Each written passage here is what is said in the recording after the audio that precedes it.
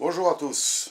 Bon, alors, il vous reste souvent des chutes comme ça. Là. Ça, c'est du contreplaqué de 5 mm d'épaisseur. C'est une petite chute de bois de palette, voilà, que j'ai poncé à l'avance, bien sûr. Donc, nous allons faire aujourd'hui un porte-clés mural. Alors, le contreplaqué va vous servir de support. Vous prenez votre chute de bois de palette, vous le mettez sur le contreplaqué, voilà, et vous tracez.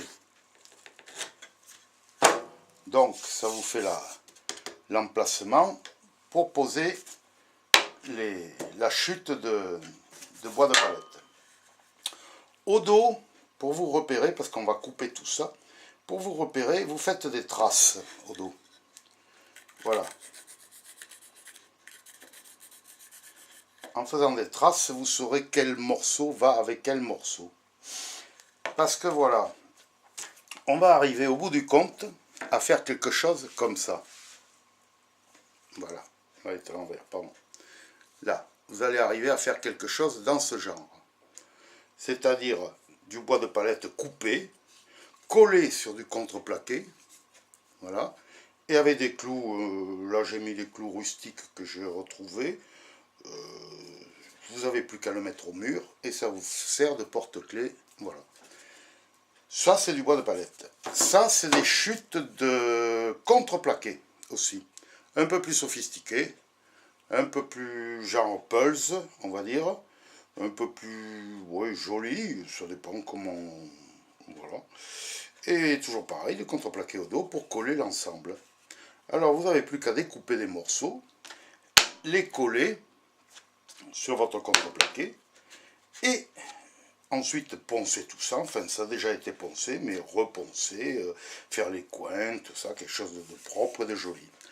Voilà ce que ça peut vous donner. Voilà, je vous fais voir.